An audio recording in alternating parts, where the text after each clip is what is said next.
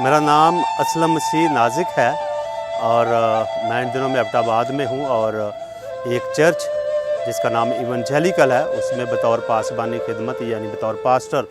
खिदमत सारा अंजाम दे रहा हूँ और मेरा तल्लक क्रिश्चियनिटी से है और हम मुल्क पाकिस्तान में आबा-ओ-अजदाद से रह रहे हैं और शहर एबटाबाद में तकरीबन 28 साल से मैं मुकीम हूँ। मेरा ख़्याल है कि जब 14 अगस्त की बात है तो एकदम हम अपने मुल्क की आज़ादी की बात कर रहे होते हैं कि हम इस मुल्क में आज़ाद हुए और ये सच बात है कि जिस वक्त मुल्क हमारा आज़ाद हो रहा था और महाराज़ वजूद में आ रहा था तो जो मसीही लोगों की कुर्बानियाँ थी और उनकी कोशिशें थी वो हम एकदम याद करते हैं बतौर मसीही। और हमारे उस वक्त के जो लीडर्स थे उन्होंने इस मुल्क के लिए यानी मुल्क पाकिस्तान के लिए बड़ी कोशिश की, बड़ी कुर्बानियाँ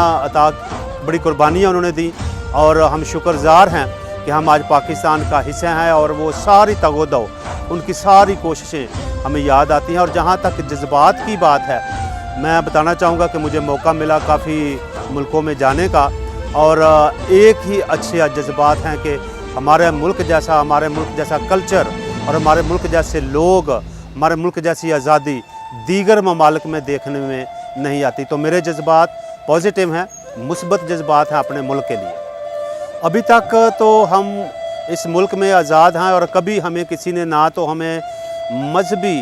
जो रसूमात हैं अदा करने में किसी ने हमें रोका है, ना कभी किसी ने टोका है, बल्कि बहुत दफ़ा हमारे लोग जो हमारे इस्लामी लोग हैं, हमारे दोस्त हैं, वो हमारे साथ होते हैं। और शुक्रगुज़ारी की बात ये है कि जो मुल्की सतह पर इंतज़ाम होते हैं वो भी बहुत ही अच्छे इंतज़ामात होते हैं। अक्सर जिस वक्त हम क्रिसमस की इबादत करते हैं तो सिक्योरिटी प्रोवाइड की जाती है और कई तरह के और हमें सहूलतें अता की जाती हैं। बल्कि ये सिर्फ क्रिसमस की बात ही नहीं है या ईस्टर की बात नहीं है,